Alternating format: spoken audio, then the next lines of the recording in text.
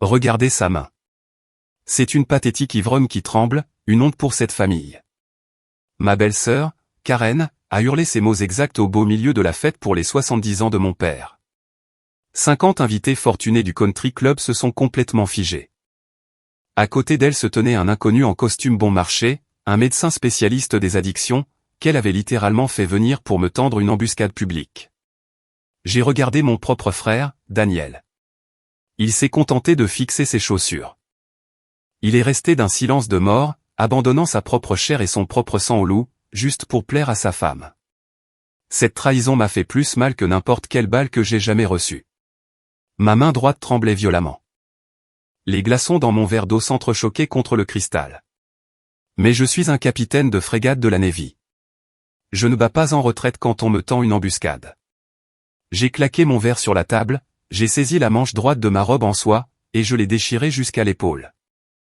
La salle entière a eu un hoquet de surprise. J'ai exposé l'énorme cratère déchiqueté là où une balle de sniper de 7,62 mm avait complètement pulvérisé mon biceps et mon nerf radial. Ce n'est pas l'alcool, ai-je fait retentir ma voix, tranchant le silence de mort. C'est une lésion nerveuse permanente. Avant que Karen ne puisse ouvrir la bouche pour en rajouter, un homme massif en uniforme de cérémonie de la Navy s'est frayé un chemin à travers la foule. Il a fixé mon bras mutilé, le sang se retirant complètement de son visage. Là, sur le parquet, le capitaine de frégate Vance est tombé lourdement à genoux. Des larmes ont coulé sur son visage buriné. Face à cette cicatrice, cette trajectoire, a-t-il suffoqué, la voix brisée devant toute l'élite rassemblée. Si vous n'aviez pas intercepté cette balle, mes hommes seraient rentrés dans des sacs mortuaires. Mais avant de vous dire exactement comment j'ai réduit en cendres la fausse vie bourgeoise de ma belle-sœur avec une seule phrase, s'il vous plaît, aimez cette vidéo et abonnez-vous à la chaîne.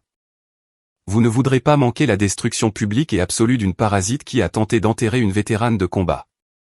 L'orchestre de jazz a cessé de jouer. Le silence soudain dans la salle de bal du country club était lourd, suffocant. On pouvait sentir l'odeur du filet de bœuf rôti et du parfum Chanel hors de prix, cuisant sous la chaleur des lustres en cristal. 50 paires d'yeux critiques du country club me brûlaient la peau. Karen se tenait au centre de la piste de danse polie. La poitrine bombée. Elle arborait un sourire suffisant et moralisateur, ses doigts manucurés agrippés au bras de l'homme à l'allure louche, vêtu d'un costume gris bon marché. Voici le docteur Evans, annonça-t-elle, sa voix résonnant contre le plafond voûté. Il est spécialiste en toxicomanie. Nous avons un lit qui vous attend dans son établissement ce soir, Bella. Faites ce qu'il faut. Arrêtez d'humilier vos parents. J'ai regardé au-delà d'elle. J'ai regardé mon père. L'homme qui m'avait appris à lancer une balle de baseball était en train de se recroqueviller dans son fauteuil en cuir à haut dossier, fixant d'un air absent son steak intact. J'ai déplacé mon regard vers mon jeune frère, Daniel. Il refusait de lever les yeux. Il se contentait de fixer intensément les éraflures sur ses chaussures de ville coûteuses. Il est resté d'un silence de mort. Il a jeté sa propre sœur au loup juste pour maintenir la paix dans son mariage faux et misérable. La trahison s'est enregistrée, froide, plus froide que l'eau glacée qui se déversait actuellement sur mes phalanges. Ma main droite était prise d'un sévère tremblement neurologique. Les glaçons cliquetaient et s'entrechoquaient violemment contre le lourd verre en cristal. Chaque regard dans la pièce suivait ce tremblement. Il ne voyait pas une officière. Il voyait un handicap. Une femme brisée qui gâchait leur service de caviar. Je n'ai pas pleuré. Pleurer, c'était pour les victimes. Je suis une officière démineuse. Je démantèle les menaces pour gagner ma vie. J'ai posé le verre. Le bruit sourd et lourd a résonné. J'ai tendu ma main gauche valide. J'ai agrippé la délicate soie bleu marine à l'ourlet de ma manche droite. Je n'ai pas hésité. J'ai tiré fort. Le tissu s'est déchiré avec un bruit sec et violent. J'ai déchiqueté la manche jusqu'à ma clavicule. Le hoquet collectif de la salle a aspiré tout l'oxygène de l'air. Ils n'ont pas vu les marques de piqûre d'une toxicomane. Ils ont vu la guerre. La cicatrice était un cratère brutal et déchiqueté, un muscle concave, des tissus mutilés, une perturbation violente de leur monde immaculé de flûtes de champagne et de portefeuilles d'action. J'ai planté mes pieds au sol.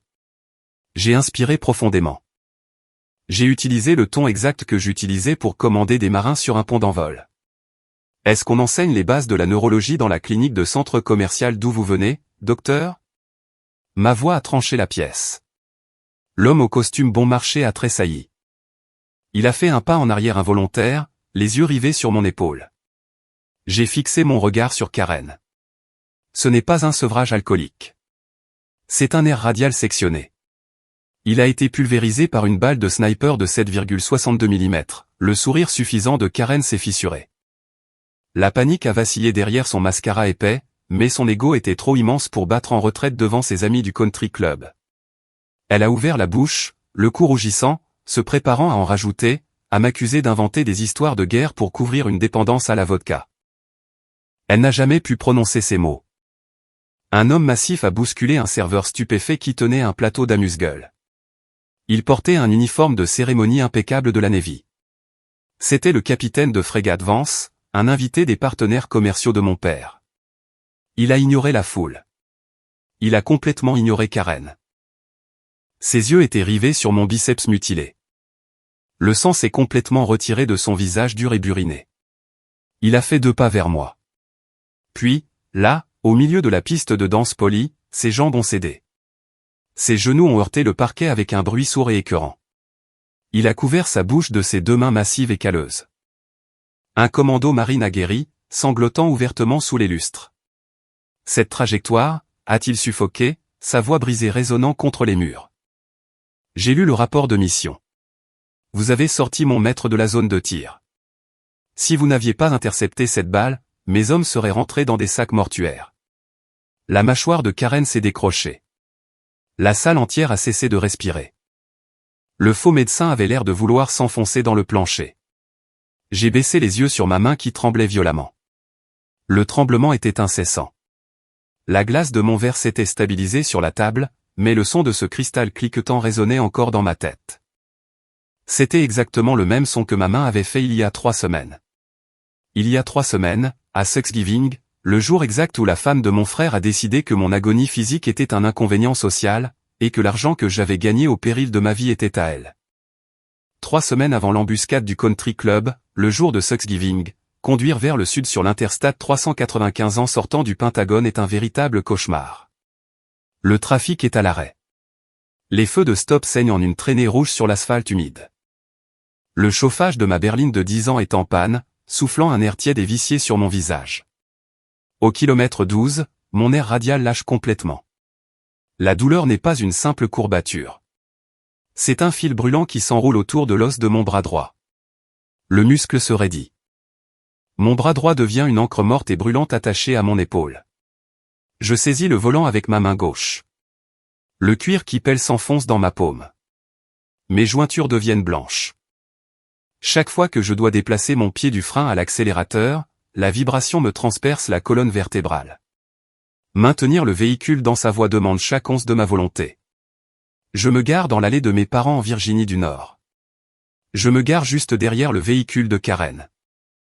C'est un SUV Lexus surdimensionné, flambant neuf.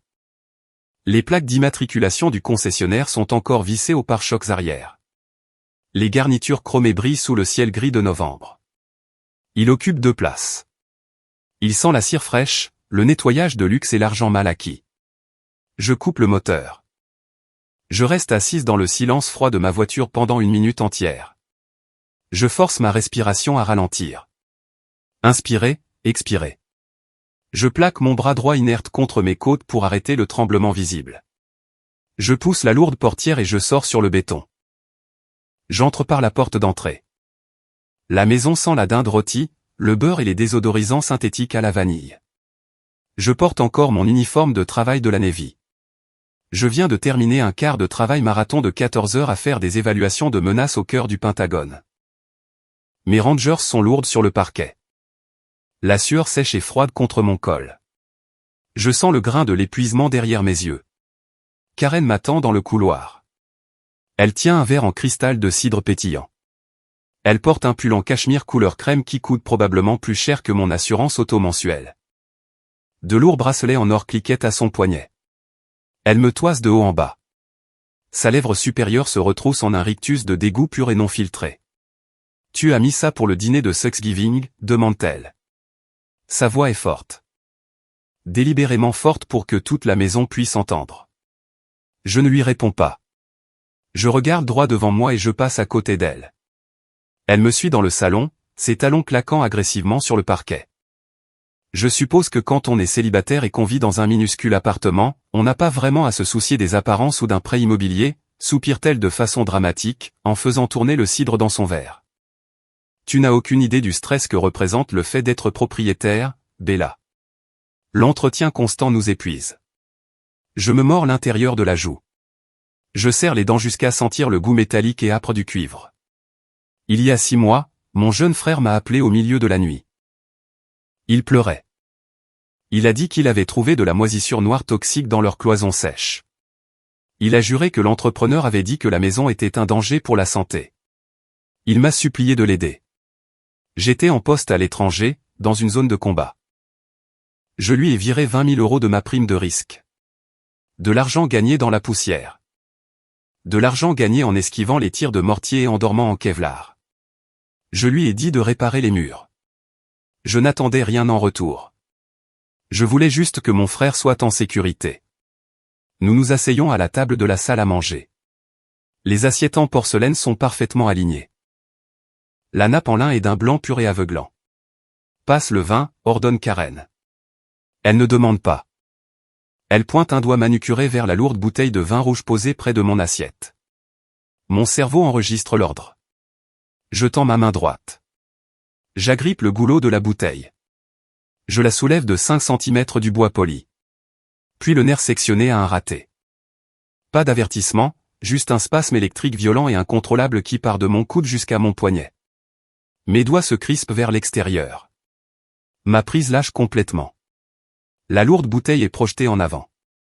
Elle percute violemment une carafe à eau en cristal. Crac. Le verre se brise sur la table. Le vin rouge foncé explose. Il s'infiltre dans le lin d'un blanc pur. Il se répand rapidement. Le liquide forme des flaques et rampe vers les bords de la table. Je cligne des yeux et la salle à manger disparaît. La tache rouge foncée ressemble exactement au sang artériel que j'ai vu jaillir de la jambe du maître marqué et imbiber le sable afghan. Sombre, visqueux, impossible à arrêter. Karen hurle. Elle recule brusquement de la table, faisant grincer sa lourde chaise en bois contre le sol. Elle agit comme si je venais de lui jeter de l'acide de batterie au visage. « Regarde-toi » crie-t-elle. Son visage se tord en un masque d'horreur théâtrale. Elle pointe son doigt directement sur mon visage. « Tu es ivre.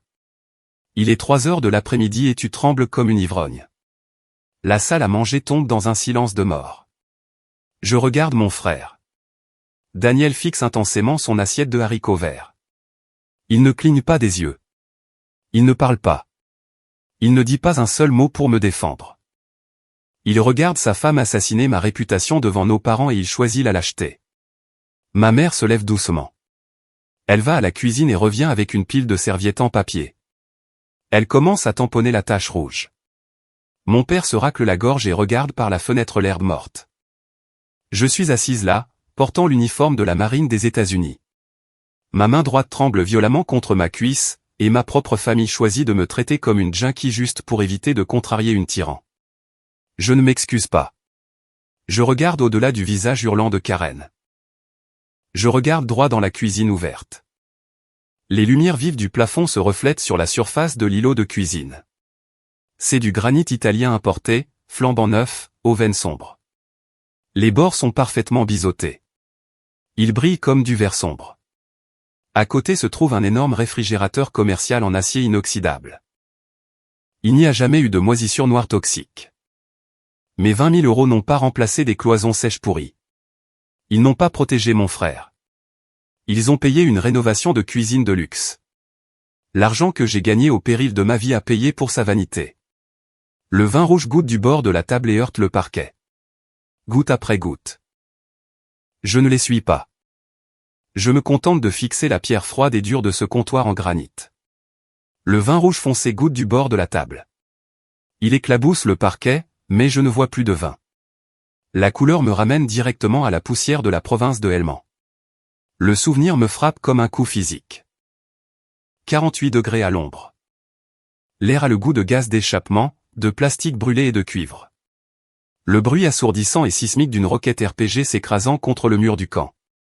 La terre et des éclats de shrapnel déchiquetés pleuvant sur nos casques en Kevlar. À travers l'épaisse fumée étouffante, j'ai vu le maître marqué. Il était à terre. Sa jambe gauche était en lambeaux. De la chair vive et de l'os éclaté. Il essayait de se traîner dans le sable brûlant. Il était une cible facile dans la zone de tir. L'entraînement l'emporte sur la peur. Toujours. J'ai quitté ma couverture. J'ai sprinté à travers le terrain découvert, j'ai attrapé la lourde poignée de traînée en nylon à l'arrière de son gilet tactique, et j'ai tiré fort. Je l'ai fait bouger. Puis le sniper a tiré. Je n'ai jamais entendu le coup. On n'entend jamais celui qui vous touche. Il n'y a pas eu de ralenti cinématographique. Juste une chaleur blanche et aveuglante qui a déchiré mon biceps droit. La balle perforante de 7,62 mm a pulvérisé le muscle et a sectionné mon nerf radial comme une brindille sèche. J'ai heurté le sol violemment. Mon cerveau a hurlé à ma main droite d'attraper mon fusil. La main n'a pas bougé. Elle gisait là, dans le sable afghan. Une gerbe de sang cramoisi a imbibé mon uniforme. Morte. Ma main dominante était complètement morte. Je cligne des yeux. La chaleur du désert s'évanouit. La climatisation glaciale de la salle à manger de Virginie frappe mon col humide de sueur. Karen se tient de l'autre côté de la table. Ses bras sont croisés fermement sur son pull en cachemire. Son talon de créateur tape impatiemment contre le sol. « Tu vas nettoyer ton bazar » lance-t-elle. Sa voix est aiguë, agacée, comme si j'étais un bambin désobéissant qui vient de renverser du jus. Je ne parle pas. Je repousse ma lourde chaise en bois. Je vais dans la cuisine. Le silence derrière moi est épais, suffocant. Je prends un rouleau d'essuie-tout, mais avant de me retourner, je m'arrête. Je laisse ma main gauche valide reposer à plat sur la surface de l'îlot de cuisine. Granit italien, froid, solide, scintillant sous les coûteux éclairages encastrés. 20 000 €. Je trace les veines sombres et complexes de la pierre avec mon index. Voilà ce que mon nerf sectionné a acheté. Voilà ce que mon bras brisé a payé. C'est l'argent que j'ai gagné au péril de ma vie. Je prends l'essuie-tout et je retourne dans la salle à manger. Je le jette sur le vin renversé. Je regarde directement mon frère. Daniel fixe toujours intensément son assiette. Il refuse de lever le menton. Il refuse de croiser le regard de la sœur qui a financé sa fausse vie. Son silence est une chose physique. C'est un couteau rouillé qui se tord lentement dans mes entrailles. Avance rapide à 0500 heures. Le lendemain matin, Arlington, Virginie. Le réveil sonne dans le noir total de mon appartement. Se réveiller est un champ de bataille. C'est comme ça tous les jours depuis que j'ai été évacué du théâtre des opérations. Je m'assois sur le bord du matelas. Le parquet est glacial contre mes pieds nus. Mon bras droit pend de mon épaule comme une bûche humide et lourde. C'est une encre inutile de chair et d'os. Je me traîne jusqu'à la salle de bain. Enfiler l'uniforme kaki de la Navy est un processus atroce et humiliant. Les choses que les civils font sans réfléchir me prennent 10 fois plus de temps. J'arrive à mettre le pantalon. J'enfile la chemise kaki rigide sur mes épaules. Je commence à boutonner avec ma main gauche. Premier bouton, deuxième bouton. Au troisième bouton, le nerf endommagé a un raté. Un violent tremblement neurologique déchire mon biceps. Ma main droite se met à trembler follement. Elle frappe ma propre poitrine. Je lâche le tissu. Des perles de sueur se forment sur mon front. L'air froid mord ma peau. Je me regarde dans le miroir de la salle de bain. La lumière fluorescente crue projette des ombres sombres sous mes yeux. À l'intérieur, je me sens comme une enfant sans défense. J'ai envie de briser le miroir. J'ai envie de frapper le mur jusqu'à ce que mes jointures saignent, mais je ne le fais pas. Je ferme les yeux. Je serre les dents. Continue, je murmure à la pièce vide. Je force ma main gauche à retourner au bouton. Dehors, je suis un capitaine de frégate. Dehors, je dois être faite de fer. 1400 heures, au cœur du Pentagone. La salle de briefing sécurisée sent la cire, le café rassis et une tension palpable. Je suis debout au bout d'une immense table en chêne poli. Je présente un briefing sur l'évaluation des menaces mondiales à un vice-amiral et 6 officiers supérieurs. Je tiens le pointeur laser rouge fermement dans ma main gauche, encerclant une image satellite sur l'écran du projecteur. Sous la table, hors de vue, une guerre fait rage. Mon bras droit est en proie à un tremblement neurologique total. Le tremblement est violent, incessant. Si je laisse ma main libre, elle s'entrechoquera contre le bois lourd et exposera mon corps brisé à tous les officiers de la pièce. Je ne la laisse pas faire. Je baisse mon épaule droite.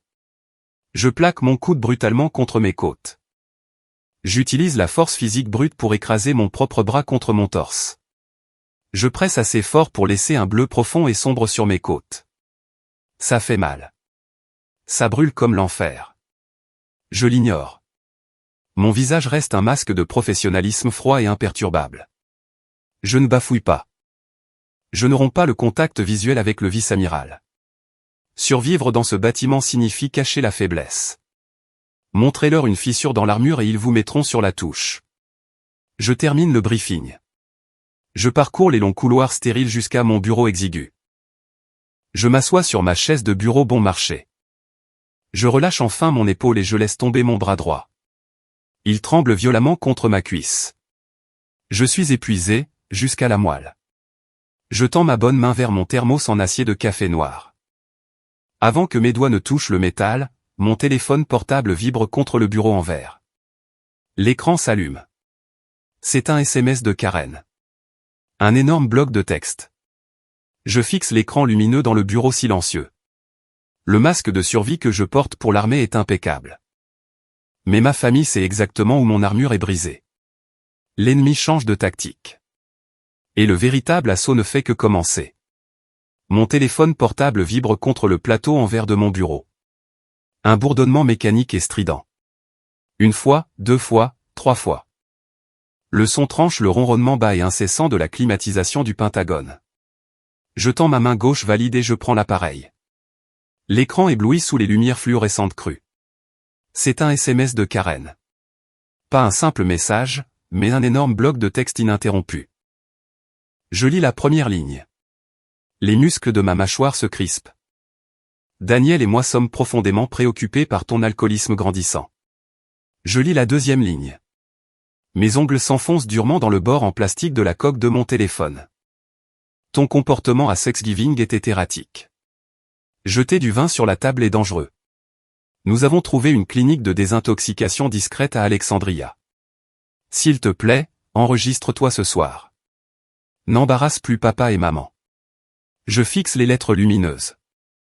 Aucune mention de la carafe à eau en cristal brisée. Aucune mention de ces cris devant toute la famille, comme si j'étais un chien sauvage. Et absolument aucune mention des 20 000 € que j'ai virés à son mari il y a 6 mois. La prime de risque pour laquelle j'ai saigné dans la poussière afghane. Juste de la manipulation pure et sans phare. Je ne pleure pas. Je ne jette pas le téléphone contre le mur en parpaing de mon bureau. Pleurer, c'est pour les civils qui croient encore que le monde est juste. Je suis une officière démineuse. Je démantèle les menaces pour gagner ma vie. Je me rassois sur ma chaise de bureau bon marché et grinçante. Je relis le bloc de texte. Je cesse de le voir comme un message de la femme de mon frère. Je commence à l'analyser exactement de la même manière que j'analyse le câblage d'un engin explosif improvisé enfoui sous un chemin de terre. Je me débarrasse de l'émotion. Je regarde les fils nus. Karen a peur. Elle ne s'inquiète pas pour mon foie. Elle panique parce que j'ai regardé au-delà de son visage hurlant dans la salle à manger. Elle sait que mes yeux se sont fixés sur les comptoirs en granit italien importés flambant neufs. Elle sait que j'ai vu l'énorme réfrigérateur en acier inoxydable. Elle sait que la supercherie est découverte. Ce SMS n'est pas une intervention familiale. C'est un réseau de défense préventif. En me présentant comme une ivrogne instable et furieuse, elle construit un pare-feu en béton autour de ses mensonges. Si je débarque dans cette maison et que je réclame mon argent, elle a déjà préparé le terrain. Elle secouera simplement la tête, regardera mes parents avec une fausse pitié, et dira à la famille que j'hallucine à cause d'un sevrage alcoolique sévère. C'est du détournement cognitif. Magistral, calculé, prédateur. Elle a pris mon traumatisme médical authentique, un nerf radial sectionné par une balle de sniper, et l'a transformé en un défaut de caractère juste pour protéger la rénovation de sa cuisine. Je regarde à nouveau l'écran. 3 petits points gris bouillonnent en bas du fil de discussion. Elle est en train d'écrire à nouveau. 10 secondes plus tard, un autre message apparaît. Nous prions pour ton rétablissement, Bella. L'audace pure a le goût de l'acide de batterie au fond de ma gorge. Elle a volé l'argent que j'ai gagné au péril de ma vie, a acheté des comptoirs de luxe avec, et maintenant elle joue la sauveuse vertueuse et patiente. Mon pouce gauche plane au-dessus du clavier numérique. Chaque instinct humain en moi exige que je riposte. Je veux taper les numéros de virement bancaire. Je veux la menacer d'un procès. Je veux lui dire exactement ce que je pense de sa fausse et pathétique existence de country club endetté. Je retire mon pouce. J'appuie sur le bouton latéral. L'écran devient noir. Je pose le téléphone face contre le bureau en verre froid. Je déploie l'arme la plus terrifiante de l'arsenal militaire. Le silence absolu est suffocant. Je refuse de m'engager. Je refuse de défendre ma sobriété face à une voleuse. Si vous vous expliquez, vous perdez. Si vous argumentez avec un menteur, vous validez son mensonge. Je ne jouerai pas à son jeu. Qu'elle fixe son écran. Qu'elle vérifie ses notifications toutes les 5 minutes. Qu'elle fasse les 100 pas dans sa nouvelle cuisine coûteuse et qu'elle transpire dans le silence. Elle a tiré la première. Ma campagne a officiellement commencé. 2 heures plus tard, je quitte le Pentagone. Je conduis ma berline de 10 ans à travers la ville, dans le trafic dense de Virginie. Le ciel au-dessus est d'un gris plat et mort. Je me gare au Walter Reed National Military Medical Center pour mon évaluation neurologique trimestrielle. L'air à l'intérieur de l'hôpital est lourd. Il sent l'eau de javel industrielle, la cire fraîche et une résilience silencieuse et tenace. Je descends le long couloir stérile. Mes rangers grincent légèrement sur le sol en linoléum poli. Je passe devant un jeune marine dans un lourd fauteuil roulant en acier. Ses 2 jambes se terminent à mi-cuisse. Je passe devant un ranger de l'armée appuyé contre le mur, apprenant à s'équilibrer avec une prothèse en fibre de carbone. Leurs visages sont durcis par la réalité. Ils portent les preuves visibles et brutales de la guerre. Et pourtant, en passant devant eux, ma poitrine se serre. Ma main droite commence à avoir des spasmes. Le tremblement neurologique se propage le long de mon avant-bras. La main tremble violemment contre ma cuisse. C'est totalement hors de mon contrôle. Avant que je puisse m'arrêter, les mots toxiques du SMS de Karen résonnent dans mon crâne, tremblant comme une ivrogne, embarrassant tes parents. Le détournement cognitif fonctionne. Le poison est dans mes veines. Je regarde les carreaux du sol. Je plie mon coude droit. J'enfonce ma main qui tremble violemment au fond de la poche de mon pantalon de la Navy. Je la cache. Même ici, entouré de guerriers qui ont laissé de véritables morceaux d'eux-mêmes dans la poussière, je ressens la honte lourde et écœurante que ma belle-sœur a essayé d'injecter dans mon sang. Je garde ma main enfouie au fond de ma poche, totalement inconsciente que l'homme qui m'attend au bout du couloir est sur le point d'arracher cette honte directement de ma poitrine. La cafétéria du Walter Reed National Military Medical Center ne sent pas le country club. Il n'y a pas de filet de bœuf rôti, pas de parfum Chanel cher, pas de verre en cristal. Ça sent l'eau de javel industriel, le café brûlé et le vieux linoléum. Je suis assise à une table en formica ébréchée. En face de moi se trouve la contre-amiral Avery Butcher. Elle a 60 ans, une légende de la Navy. Elle a des yeux qui peuvent décaper la peinture d'une cloison en acier et des cicatrices qu'elle ne prend pas la peine de cacher. J'ai besoin de caféine. Je sors ma main droite de la poche de mon uniforme. Grosse erreur. Je tends la main vers le gobelet en carton de café noir posé entre nous. Mes doigts effleurent à peine le carton bon marché. Soudain, le nerf radial sectionné a un raté.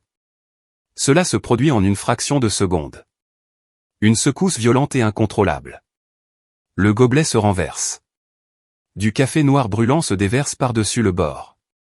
Il atteint mes jointures nues. Ça brûle comme l'enfer. La panique inonde ma poitrine. Une pure panique conditionnée. Il y a 3 semaines, ce même mouvement involontaire a brisé une carafe à eau. Il a ruiné une nappe en lin d'un blanc pur. Il m'a valu d'être traité de pathétique ivrogne tremblante par ma propre famille. Mes muscles réagissent par pur instinct. Je retire brusquement ma main droite de la table. Je la fourre sous le formica, plaquant brutalement mon bras contre ma cuisse pour tuer le tremblement visible. Je me prépare. Je regarde la flaque sombre de café qui s'étend sur la table. J'attends la réprimande. J'attends que l'amiral me regarde avec le même dégoût que Karen avait dans les yeux. L'amiral Butcher ne halète pas. Elle ne tressaille pas. Elle prend calmement une serviette en papier et la jette sur le café renversé. Puis elle se penche en avant. Elle pose ses avant-bras sur la table bon marché. Ses yeux se fixent sur les miens. Froid, perçant. Remettez votre main sur la table, capitaine de frégate, ordonne-t-elle. Je me fige. Ma mâchoire se crispe. Ne me cachez pas cette main, dit-elle. Sa voix est basse, un acier grinçant. J'avale difficilement. Je ramène lentement ma main droite dessous la table. Elle tremble violemment contre le formica. Butcher fixe le tremblement. Elle ne détourne pas le regard. J'ai entendu parler de l'incident de Thanksgiving. Votre famille. La honte est un poids physique et lourd au fond de ma gorge. Je regarde le sol. Regardez-moi, Cook, lance Butcher, sa voix tranchant le bruit ambiant de la cafétéria. Je relève brusquement le menton. Vous traitez ce tremblement comme un défaut de caractère, comme un sale secret, comme une honte. Elle pointe un doigt calleux directement sur ma main tremblante. Ce n'est pas un défaut. C'est une quittance. Vous avez payé le prix physique pour que vos hommes puissent respirer aujourd'hui. Vous avez acheté leur vie avec ce nerf. Ne cachez jamais la quittance de votre courage juste pour mettre un lâche à l'aise. Les mots me frappent comme une onde de choc physique. Ils brisent la prison mentale dans laquelle j'étais piégé depuis 3 longues années. Je baisse les yeux sur ma main. Le tremblement ne s'arrête pas, mais la honte s'évanouit. Je ne suis pas une ivrogne. Je suis une survivante. J'hoche la tête une fois. Je laisse ma main reposer sur la table. 10 minutes plus tard, nous sortons dans le couloir principal de l'hôpital. Mes bottes frappent le sol à un rythme régulier et confiant. Capitaine de frégate Cook. Une voix tonitruante résonne sur les carreaux de céramique. Je m'arrête et je me retourne. Un homme massif avance rapidement dans le couloir vers moi. Il utilise 2 lourdes béquilles. Sa jambe gauche se termine nettement au genou. En dessous se trouve une prothèse en fibre de carbone noir boulonnée à un lourd pied en caoutchouc. C'est le maître marqué. L'homme que j'ai traîné hors de la zone de tir dans la poussière afghane. Il ne s'arrête pas pour saluer. Il laisse tomber sa béquille droite. Elle heurte le sol avec un bruit sec et fort. Il se jette en avant, s'équilibrant entièrement sur sa bonne jambe, et enroule ses bras massifs autour de mes épaules. C'est une étreinte écrasante, désespérée. Ça sent le déodorant bon marché, la sueur rance et une gratitude brute et écrasante. Il me serre fort. Il enfouit son visage dans l'épaule de mon uniforme. Vous êtes revenu, murmure-t-il, la voix épaisse et brisée. Vous êtes vraiment revenu pour moi. Il s'écarte, essuyant ses yeux d'une main épaisse. Il regarde derrière lui. À quelques mètres de là se tient un petit garçon de 7 ans, vêtu d'un jean délavé et d'un t-shirt Captain America. Marqué s'appuie lourdement sur sa béquille restante. Il pointe un doigt épais vers moi. Léo, viens ici. C'est l'officière. C'est la femme qui a fait en sorte que je rentre à la maison pour toi. Le garçon s'avance. Il me regarde avec de grands yeux sombres. Il ne regarde pas les feuilles de chêne dorées sur mon col. Il ne regarde pas mes médailles. Il regarde droit mon bras droit, mutilé et tremblant. Je me tends. Les enfants sont d'une honnêteté brutale. Je m'attends à ce qu'ils reculent. Je m'attends à ce qu'il ait peur de la cicatrice déchiquetée et du tremblement violent. Ce n'est pas le cas. Léo tend ses 2 petites mains. Il enroule ses doigts chauds entièrement autour de ma main droite tremblante. Il la tient. Il ancre le tremblement avec sa petite poigne. Il ne lâche pas, merci d'avoir sauvé mon papa, murmure Léo. Ma gorge se noue. Les élites du country club m'ont qualifié de honte. Mon propre frère a fixé ses chaussures pendant que sa femme assassinait publiquement ma réputation. Mais ici, dans un couloir qui sent la cire et l'eau de Javel, un garçon de 7 ans tient ma main brisée comme si c'était la chose la plus précieuse au monde. Le sang ne fait pas la famille. La loyauté, si. Je pousse les lourdes portes doubles de l'hôpital. Le soleil de Virginie est aveuglant. L'air est glacial, mais ma poitrine est comme une fournaise. Je traverse le parking en asphalte. Pour la première fois en 3 ans, je n'enfonce pas ma main droite dans ma poche. Je la laisse trembler à l'air libre. Je laisse le monde voir la quittance. J'atteins ma voiture. J'attrape la poignée de la portière. Puis mon téléphone sonne. Pas un SMS, un appel. Le bourdonnement strident tranche l'air froid. Je sors le téléphone de ma main gauche. Le nom de l'appelant clignote vivement sur l'écran. Daniel. Mon frère. Le lâche. L'homme qui ne m'a pas adressé un seul mot depuis Thanksgiving. L'homme dont la femme vient d'essayer de me manipuler pour que j'entre en cure de désintoxication afin de couvrir leur vol financier. Je fixe son nom. La paix de l'hôpital s'évanouit. La guerre est de retour. J'appuie sur le bouton vert, je mets le téléphone à mon oreille, et j'attends qu'il creuse sa propre tombe. L'appel arrive exactement 2 semaines après le SMS de manipulation de Karen. Je suis sur le parking en asphalte du Walter Reed Medical Center. Le vent de Virginie traverse mon manteau d'uniforme. Le nom de mon frère clignote sur l'écran. Je le laisse sonner 3 fois. Mon pouce plane au-dessus du bouton rouge pour refuser, mais j'appuie sur le vert. Bella. La voix de Daniel est faible, tremblante. Il ressemble à un type qui supplie un usurier pour un délai. Qu'est-ce que tu veux, Daniel? Le dîner pour les 70 ans de papa, c'est ce samedi, dit-il. Il respire lourdement dans le combiné.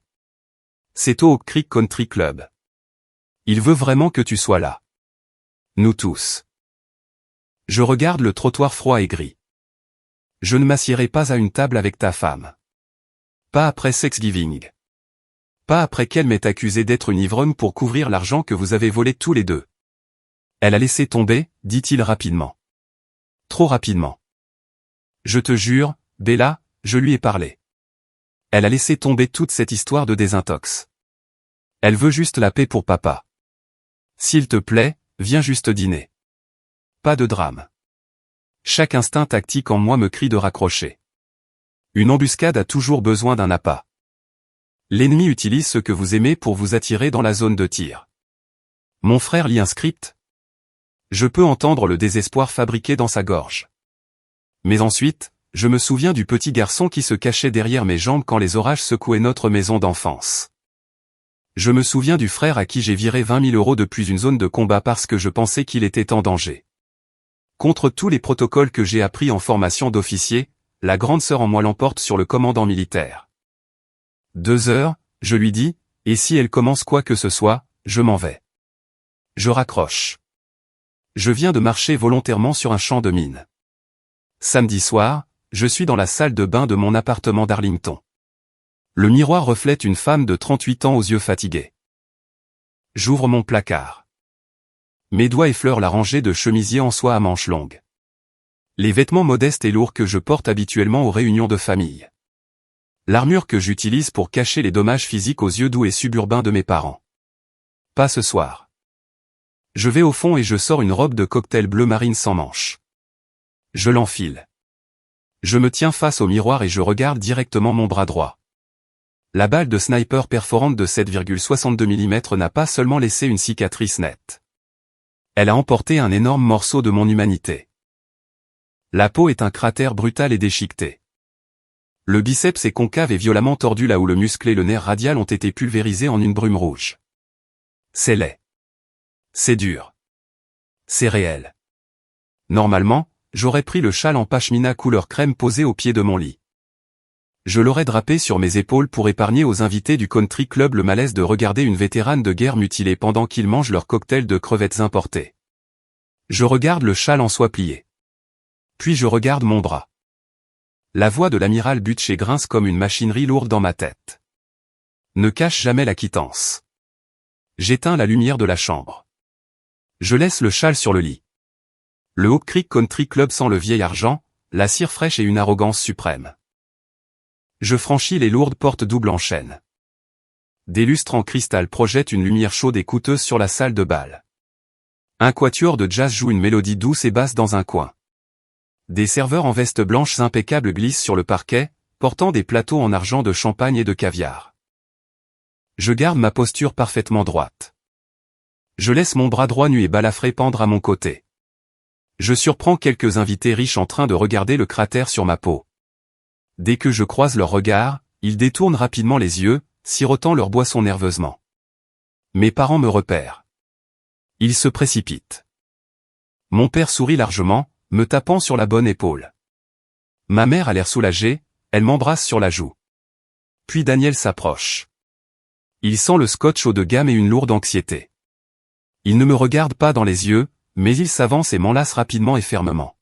« Merci d'être venu », murmure-t-il à mon oreille. Pendant 30 minutes, l'illusion tient. On se croirait à une réunion de famille normale. La tension quitte mes épaules. Je suis près d'une table haute, tenant un verre d'eau gazeuse avec des glaçons dans ma main droite. J'ignore les légers tremblements rythmiques qui parcourent mon poignet. La glace cliquette doucement contre le cristal. Je baisse ma garde. Je crois vraiment que mon frère a trouvé une colonne vertébrale. Puis les poils de ma nuque se hérissent. Je balaie la salle bondée du regard. Je trouve la menace. Karen est de l'autre côté du bar en acajou. Elle ne parle à personne. Elle ne tient pas de verre. Elle serre une pochette en cuir contre sa poitrine. À côté d'elle se tient un homme à l'allure louche, vêtu d'un costume gris mal coupé et bon marché. Karen me fixe. Ses yeux sont complètement morts, froids et calculateurs. C'est exactement le regard d'un sniper s'installant dans sa cache, attendant que la cible entre dans son viseur. L'orchestre de jazz s'arrête brusquement. La musique s'interrompt en pleine note.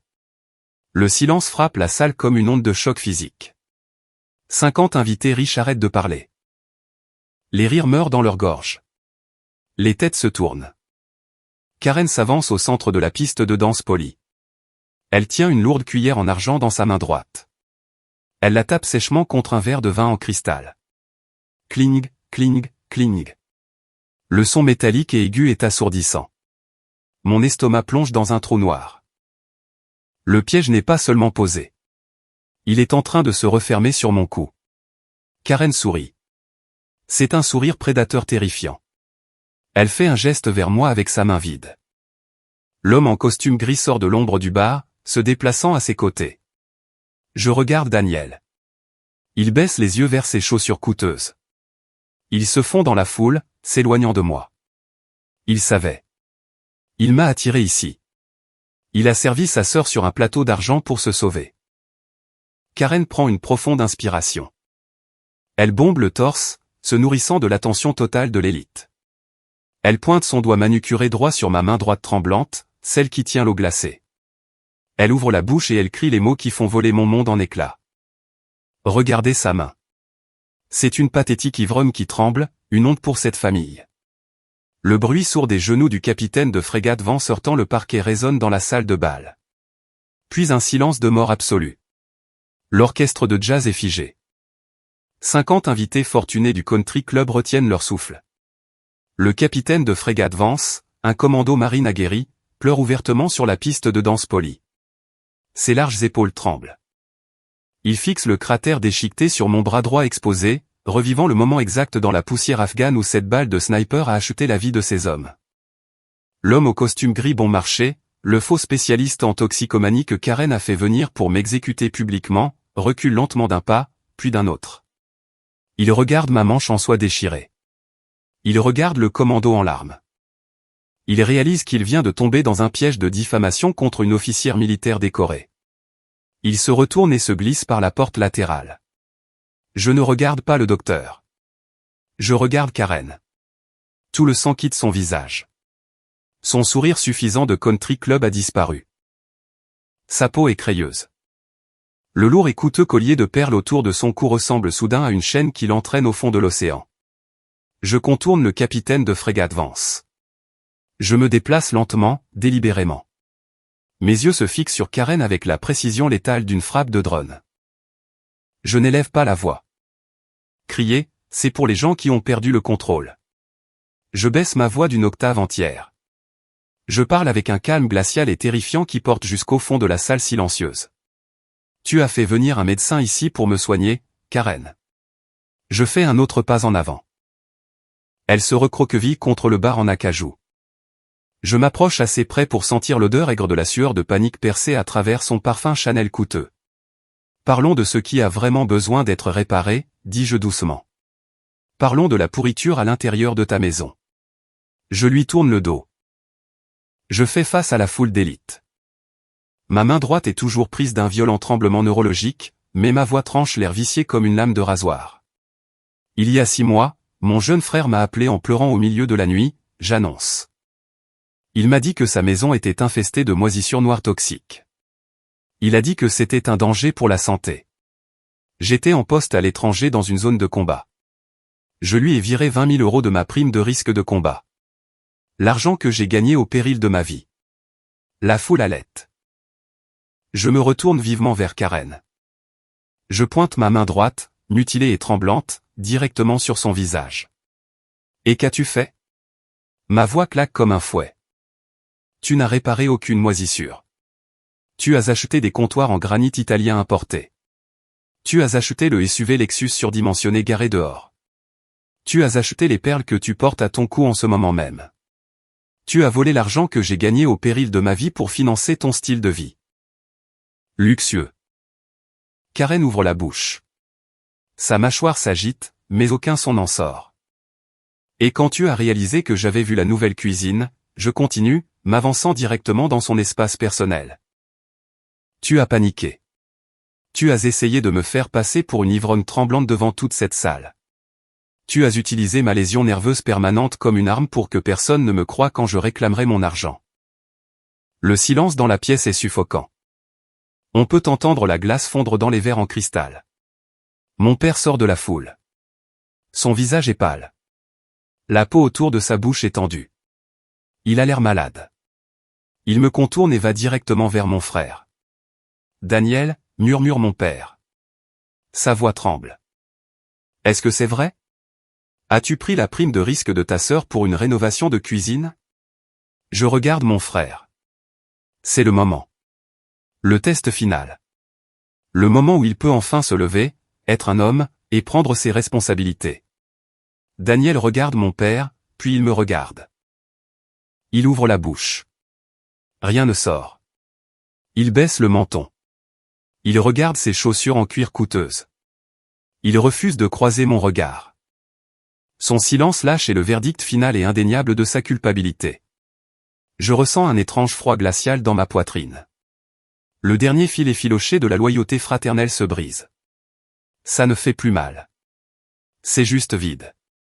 Je prends mon sac à main sur la table. Si votre propre chair et votre propre sang vous ont déjà poignardé dans le dos pour de l'argent, cliquez sur le bouton j'aime et partagez votre histoire dans les commentaires. Nous ne guérissons pas en cachant nos cicatrices.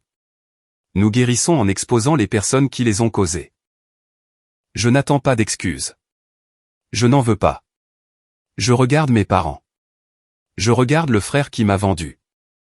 Je suis un capitaine de frégate dans la marine des États-Unis, je déclare clairement, ma voix résonnant contre le plafond voûté. J'ai de la valeur. Je n'ai pas besoin de votre pitié. Et je n'ai plus besoin de cette famille.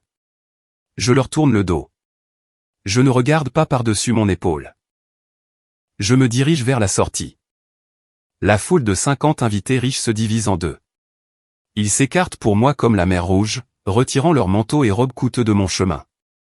Ils fixent le cratère déchiqueté sur mon bras, mais il n'y a plus de jugement dans leurs yeux, seulement un choc brut. Je pousse les lourdes portes doubles en chaîne. L'air glacial de la nuit de Virginie me frappe le visage. Il mord ma peau exposée. Il sent les aiguilles de pin et l'asphalte froid. Il est vif et pur. Ma main droite tremble toujours violemment à mon côté.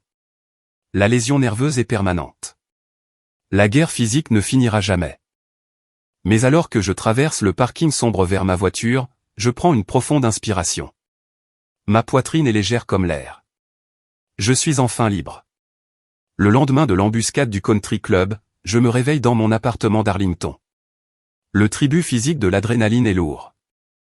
Mon bras droit me fait mal, une douleur sourde et brûlante. Je me retourne et je regarde ma table de chevet. Mon téléphone portable est un champ de bataille lumineux et vibrant. 47 appels manqués. Une douzaine de messages vocaux, un flux constant de SMS éclairant l'écran de verre. Je tends ma bonne main et je le déverrouille. J'ignore les SMS désespérés de Daniel. J'ouvre le fil de discussion de ma mère. S'il te plaît, rentre à la maison, Bella. Tu déchires cette famille. Tu dois être la plus intelligente. La famille pardonne. Je fixe le plâtre fissuré du plafond de ma chambre. La lumière crue du matin filtre à travers les stores. Être la plus intelligente. C'est le cri de guerre universel du complice. Dans cette famille, être la plus intelligente signifie simplement se coucher à plat sur le sol pour que les personnes toxiques n'aient pas à vous enjamber. Cela signifie avaler son propre sang pour ne pas gâcher leur appétit. Je fais glisser vers la gauche. Je clique sur supprimer. Je repose le téléphone sur la table de chevet. J'en ai complètement fini d'absorber leurs éclats d'obus. Je me lève. Le parquet est glacial. Je vais à la cuisine, je me verse une tasse de café noir et je la porte à mon petit bureau. J'ouvre mon lourd Panasonic Toubouc de l'armée. Je n'écris pas une lettre sincère. Je ne demande pas de compréhension. Je rédige une directive. J'utilise le format de communication militaire standard, BLUF. Bottom line up front, l'essentiel d'abord. Je tape fort sur le clavier avec ma main gauche. Le cliquetis mécanique résonne contre les murs nus de mon appartement. Sujet, règles d'engagement. Condition 1, Karen rédigera à la main des excuses formelles aux 50 invités présents au Creek Country Club. Elle déclarera explicitement qu'elle a menti sur ma sobriété pour couvrir un vol financier. Je veux une copie de chaque lettre. Condition 2, Daniel a exactement 30 jours pour présenter un plan de remboursement juridiquement contraignant pour les 20 000 € de prime de risque. Au 31e jour, mon avocat engagera une poursuite civile pour fraude et vol par tromperie. Vos biens seront saisis. Il n'y aura pas d'appel téléphonique. Il n'y aura pas de négociation. Ne me contactez plus tant que ces conditions ne sont pas remplies. Je déplace le curseur. Je clique sur Envoyer. L'écran clignote en blanc. La bombe numérique est partie. 3 jours passent. Le silence de la Virginie du Nord est absolu. Il est lourd, mais il est pur. Jeudi après-midi, on frappe vivement à ma porte d'entrée. J'ouvre. Un livreur en veste marron délavé se tient sur mon paillasson. Il tient un énorme et lourd vase en verre. Il est rempli d'au moins 200 € d'hortensia bleue de première qualité. Livraison pour Cook, marmonne-t-il, me fourrant le lourd vase dans les bras. L'odeur me frappe instantanément. Elle est écœurante, suffocante. Je porte le vase à la cuisine et je le pose sur le comptoir. Je sors une petite enveloppe blanche de la fourchette en plastique plantée dans la terre. Je l'ouvre avec les dents. C'est l'écriture de Karen. Des boucles frénétiques et pointues. Je suis désolé si tu t'es senti attaqué. Les émotions étaient vives samedi. Nous avons tous dit des choses que nous ne pensions pas. Passons à autre chose. Je lis la carte 2 fois. Un rire amer me gratte le fond de la gorge. C'est le manuel classique de la non-excuse narcissique. Elle n'est pas désolée d'avoir volé l'argent que j'ai gagné au péril de ma vie. Elle n'est pas désolée d'avoir essayé de m'exécuter publiquement devant 50 personnes. Elle est juste désolée que je me sois défendu. Elle est désolée que son masque soit tombé. Je ne pose pas la carte. Je la froisse dans mon poing. Je reprends le lourd vase en verre. Je sors de chez moi. Je marche le long de la coursive en béton de mon complexe d'appartements. Le vent froid fouette mon visage. J'atteins la lourde benne à ordures en métal rouillé au bout du terrain. J'ouvre la porte latérale d'un coup de rangée. Je n'hésite pas. Je jette l'arrangement de 200 € à l'intérieur. Crash. Le verre épais se brise sur les sacs poubelles noirs et la nourriture pourrie. L'odeur écœurante des fleurs se mélange à la puanteur des ordures. Je laisse la porte métallique se refermer brutalement. Ce soir-là, le soleil plonge derrière la cime des arbres de Virginie. Mon téléphone sonne. Ce n'est pas Daniel. Ce n'est pas ma mère. C'est mon père. Le patriarche. L'homme qui a passé 30 ans à baisser la tête et à éviter les conflits à tout prix. Je m'assois sur mon canapé. Je réponds à l'appel. Je ne dis pas bonjour. Je mets juste le téléphone à mon oreille et j'attends. J'entends une respiration lourde et saccadée. Puis un sanglot épais et humide. Mon père pleure ouvertement, violemment, dans le combiné. J'ai vu ton bras, Bella, suffoque-t-il. Les mots semblent lui déchirer la gorge. Quand tu as relevé ta manche. Mon Dieu. Il s'arrête, essayant de reprendre son souffle. La ligne crépite. Pendant que tu étais là-bas, murmure-t-il, la voix complètement brisée, pendant que tu te faisais déchiqueter par des balles de sniper dans le sable, je t'appelais pour me plaindre de mon swing de golf. Je me plaignais de ma pelouse. Je suis tellement désolé. Ma petite. Je suis tellement désolé de ne pas t'avoir protégée. Je reste assise dans l'appartement sombre. Je l'écoute pleurer. Je n'offre pas de réconfort vide. Je ne lui dis pas que ce n'est pas grave. Ce n'est pas grave. Il doit ressentir tout le poids de cette réalité. Je le coupe. Bella, dit enfin mon père, sa voix se durcissant. Daniel est venu à la maison ce matin. Il a demandé un prêt pour couvrir l'avocat dont tu l'as menacé. Je lui ai dit de foutre le camp de ma maison. J'ai coupé ses lignes de crédit. Ils n'auront plus un centime de moi tant que l'argent que tu as gagné au péril de ma vie ne sera pas rendu. Je ferme les yeux. Les lignes d'approvisionnement sont officiellement coupées. L'ennemi est isolé, fauché et affamé. Merci, papa, dis-je doucement. Je te verrai vendredi. Vendredi, c'est ma cérémonie de promotion à la base navale de Norfolk. C'est un événement militaire très médiatisé. Mes parents seront au premier rang, dans la section VIP. Pour maintenir leurs fausses apparences de country club, Daniel et Karen n'ont d'autre choix que de se présenter et de prétendre que tout va bien. Ils marchent droit sur mon territoire, et l'amiral Butcher les attend. Base navale de Norfolk, vendredi matin. L'air à l'intérieur de l'immense hangar à avions est froid et lourd. Il sent le sel de l'océan, l'asphalte chaud et la brûlure chimique aiguë du kérosène. Les immenses portes en acier sont grandes ouvertes. Au-delà se trouve la coque grise d'un porte-avions. À l'intérieur, 300 chaises pliantes sont parfaitement alignées sur le sol en béton. 300 hommes et femmes en uniforme de cérémonie blancs impeccables de la Navy sont assis dans un silence absolu. C'est ma cérémonie de promotion. Le jour où je porte officiellement les aigles d'argent d'un capitaine de vaisseau de la Navy. Je me tiens sur le côté de l'estrade en bois. Je garde mes bottes écartées à la largeur des épaules. Je garde ma colonne vertébrale droite. Je regarde le premier rang, la section VIP. Mon père est assis au centre. Il porte un costume sombre. Il est assis droit, regardant l'estrade avec une fierté féroce et sans complexe. À côté de lui est assis Daniel. Mon frère a l'air épuisé. La peau sous ses yeux est sombre et meurtrie par le manque de sommeil. Il me doit 20 000 euros. Ses lignes de crédit sont coupées. Son faux empire de banlieue s'effondre. Et juste à côté de Daniel est assise Karen. Elle devait venir. Manquer une cérémonie de promotion militaire après le désastre du country club aurait complètement détruit sa position sociale dans la famille. Elle est assise rigidement sur son siège.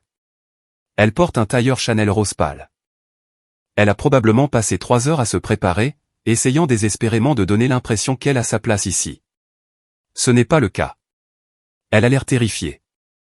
Elle est complètement entourée d'une mer d'uniformes blancs, pas de lustre en cristal, pas d'orchestre de jazz, pas de médecin louche en costume bon marché.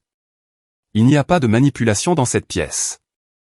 Les gens dans ce hangar ne se soucient pas des comptoirs en granit ou des voitures importées. Ils se soucient du sang, de l'honneur et de qui est prêt à mourir pour la personne à côté d'eux. Karen serre sa coûteuse pochette en cuir sur ses genoux. Elle réalise la vérité brutale. Elle n'a aucun pouvoir ici. C'est une parasite assise dans une pièce pleine de prédateurs alpha. La contre-amiral Avery Butcher s'avance vers l'estrade en bois. Le hangar devient silencieux. L'amiral Butcher ajuste le microphone. Elle regarde la foule. Puis elle baisse lentement son regard. Elle ignore les 300 marins. Elle ignore mon père. Ses yeux se fixent directement sur Karen au premier rang. Le visage de Butcher se durcit comme de la pierre. Elle regarde le discours préparé posé sur le pupitre. Elle tend la main, saisit les pages et les plie lentement en deux. Elle les met de côté. Elle improvise. Nous sommes ici aujourd'hui pour épingler le grade de capitaine de vaisseau sur une officière qui comprend le véritable coup du commandement, dit Butcher, sa voix tonnant dans les haut-parleurs du hangar. Elle rebondit sur les lourdes poutres d'acier. Elle garde ses yeux rivés sur Karen. Il y a 3 ans, dans la province de Helmand, une patrouille de routine s'est transformée en abattoir. Un engin explosif improvisé a détonné. Un maître est tombé à découvert. Sa jambe était en lambeaux. Il se vidait de son sang dans la zone de tir. Je regarde Daniel. Il arrête de respirer. Il fixe le sol en béton. Sous le feu nourri des snipers ennemis, le capitaine de frégate Cook a quitté sa couverture, continue Butcher. Sa voix est un battement de tambour lent et rythmé. Elle a sprinté sur 50 mètres à découvert. Elle a attrapé ce maître par son gilet tactique. Elle a traîné un homme adulte portant 40 kilos d'équipement hors de la ligne de mire. Et elle l'a fait en recevant une balle perforante de 7,62 mm directement dans le biceps droit. Le silence dans le hangar est absolu. Il est assez lourd pour broyer des os. Cette balle de sniper, dit Butcher en sortant de derrière le pupitre, a brisé son nerf radial. Elle lui a laissé une lésion nerveuse permanente et atroce. Elle lui a laissé un violent tremblement physique. Karen se recroqueville sur son siège. Son visage devient cramoisi. Elle regarde désespérément Daniel, mais mon frère refuse de la regarder. Il se contente de fixer droit devant lui, les yeux vitreux. La voix de l'amiral Butcher s'élève soudainement. Elle résonne comme un coup de canon. J'ai entendu des rumeurs, tonne-t-elle, fixant Karen droit dans les yeux.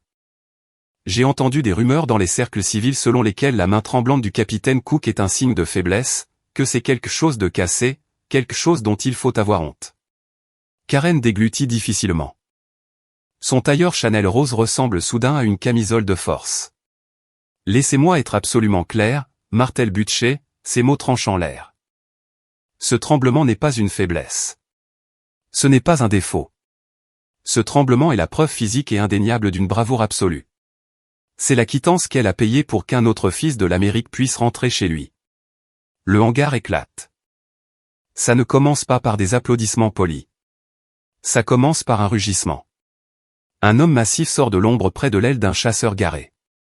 C'est le maître marqué. Il s'appuie lourdement sur une seule béquille noire. Son uniforme de cérémonie blanc est impeccable. Le ruban violet de sa médaille purple brille sur sa poitrine. Au deuxième rang du public, le capitaine de frégate Vance se lève. Le commando marine, qui a pleuré sur le sol du country club, se met au garde à vous. Puis 300 officiers et marins se lèvent. Le son me frappe comme une vague physique. C'est un rugissement d'applaudissements assourdissant et tonitruant. 300 paires de bottes lourdes frappant le béton. 300 guerriers applaudissant jusqu'à ce que leurs mains brûlent. Je regarde le premier rang. Mon père est debout, des larmes coulant librement sur son visage. Daniel est debout. Il applaudit fort. Son visage est pâle et ses mains sont rouges. Il me regarde directement à travers la mer d'uniforme. Il articule 2 mots. Je suis désolé. Karen reste assise pendant exactement 3 secondes. Elle regarde autour d'elle, prise d'une panique pure et non filtrée. La pression de la salle la force à se lever. Elle se tient maladroitement, applaudissant, l'air complètement brisé et totalement humilié. Son faux empire vient de brûler. L'amiral Butcher s'avance. Elle tient 2 insignes d'aigle en argent. Je m'avance au centre de la salle. Elle épingle la lourde médaille d'argent à mon col. Elle recule d'un pas et se met au garde à vous. Garde à vous, aboie un maître principal. Les applaudissements s'arrêtent instantanément. 300 marins claquent des talons. Le bruit sec du cuir sur le béton résonne une dernière fois. Je regarde la foule. Je ne cache pas mon bras droit. Je ne le plaque pas contre mes côtes. Je lève ma main droite mutilée. Je porte mes doigts au bord de ma casquette blanche. J'exécute un salut militaire parfait. Ma main tremble violemment contre ma tempe. Le tremblement est incessant. Il est laid. Il est brut. Mais je le maintiens là, et 300 hommes et femmes de la marine des États-Unis lèvent la main et saluent mon bras tremblant en retour. 8 mois. C'est exactement le temps qu'il faut pour briser une narcissique quand on coupe complètement ses lignes d'approvisionnement. Le premier de chaque mois, une notification apparaît sur l'écran de mon téléphone. Un virement automatique du compte bancaire de Daniel. 1200 €. Comme une horloge. Pas d'excuses. Pas de paiement manqué. Mon frère a finalement compris que mon avocat ne bluffait pas. Je suis assise à mon îlot de cuisine, en train de rédiger un rapport d'évaluation des menaces sur mon ordinateur portable militaire. Un email arrive dans ma boîte de réception personnelle. Le nom de l'expéditeur est Karen. Je ne l'ouvre pas immédiatement. Je finis mon café. Je lave la tasse. J'essuie le comptoir. Je la laisse attendre. Ce n'est qu'alors que je clique sur l'objet du message. C'est une longue confession brute. La façade du country club a disparu. Elle écrit que Daniel a déménagé ses affaires dans la chambre d'amis du rez-de-chaussée il y a 3 mois. Il lui a dit qu'il demanderait le divorce si elle ne réparait pas les dégâts qu'elle avait causés. Privé de ses complices, isolé du compte en banque de mon père, et face à l'effondrement de son mariage, son ego a finalement craqué. Elle avoue tout. Elle admet avoir volé la prime de risque pour les comptoirs. Elle admet avoir fait venir le faux médecin à la fête. Et tout en bas, elle tape la vérité la plus laide de toutes. Je voulais te détruire parce que j'étais jalouse. Tu avais un but. Tu avais des médailles et du respect. J'avais une immense maison et absolument rien à l'intérieur. Je suis tellement désolé. S'il te plaît, accorde-moi 10 minutes de ton temps.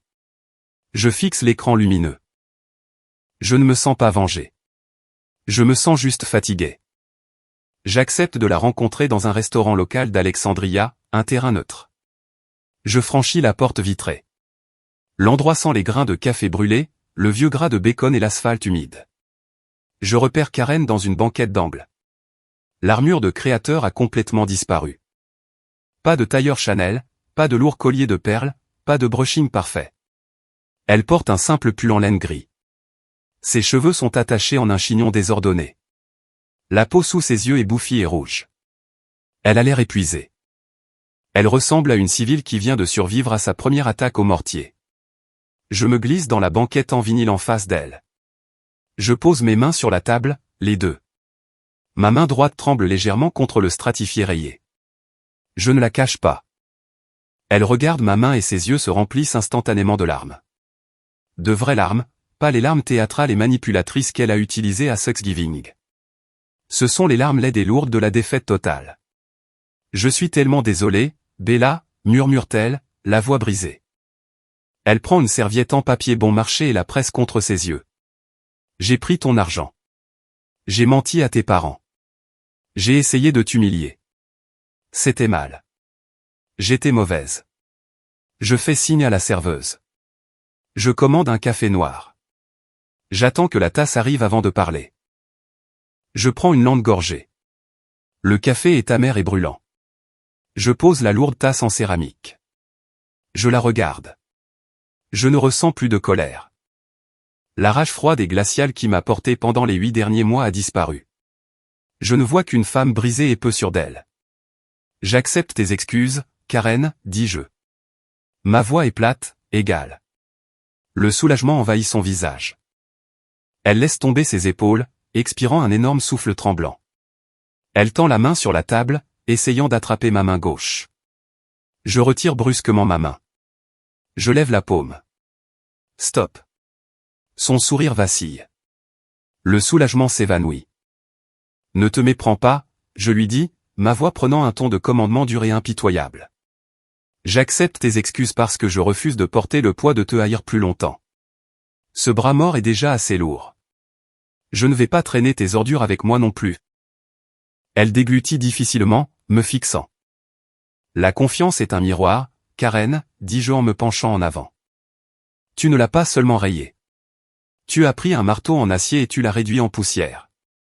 J'irai à la maison pour Thanksgiving. Je serai une tente descente pour les enfants que toi et Daniel aurez. Je serai poli, mais les fissures sont permanentes. Elle se met à pleurer doucement, ses mains tremblant sur ses genoux. Nous sommes une famille, je déclare, la regardant droit dans les yeux. Mais nous ne serons jamais, jamais amis. Acceptes-tu cette limite? Elle n'argumente pas. Elle n'essaie pas de manipuler le récit. Elle hoche simplement la tête, lentement, vaincue. Je glisse un billet de 5 € sur la table pour le café. Je me lève, lui tourne le dos et sors. Aujourd'hui. Je suis assise au volant de ma Mustang décapotable de 1967 entièrement restaurée. Elle est garée sur le bord asphalté de la base navale. La capote est baissée. L'air sent le sel de l'océan et l'échappement. Je baisse les yeux sur ma main droite posée sur le volant en bois. Le cratère de la balle de sniper est profond. Le tissu concave est tendu sur l'os. Le nerf sectionné continue d'avoir des ratés. La main tremble doucement, un tremblement rythmique permanent. C'est laid. C'est cassé, mais c'est à moi. C'est la quittance pour la vie de mes hommes. On ne peut pas construire une vie solide et honnête sur des fondations de manque de respect. Soit vous imposez vos limites, soit vous laissez les gens marcher sur votre tombe. Je tends ma main gauche et je tourne la clé de contact. L'énorme moteur V8 de 289 pouces cubes démarre. Un grondement mécanique lourd et agressif secoue tout le châssis en acier. La vibration remonte le long de la colonne de direction. Elle rencontre le tremblement violent de ma main droite, se fondant parfaitement dans la puissance de la machine. Je souris. Je baisse le levier de vitesse. J'écrase ma lourde rangée sur l'accélérateur. Les pneus arrière crissent sur l'asphalte et je laisse le V8 rugir alors que je roule droit vers le coucher de soleil flamboyant et aveuglant de la Virginie. Parfois, s'éloigner d'une famille toxique est la mission la plus courageuse que vous entreprendrez jamais. S'il vous plaît, aimez cette vidéo, abonnez-vous à la chaîne, et dites-moi dans les commentaires comment vous avez coupé les ponts avec les sangsues dans votre vie. Gardez vos limites faites d'acier et ne vous excusez jamais pour vos cicatrices.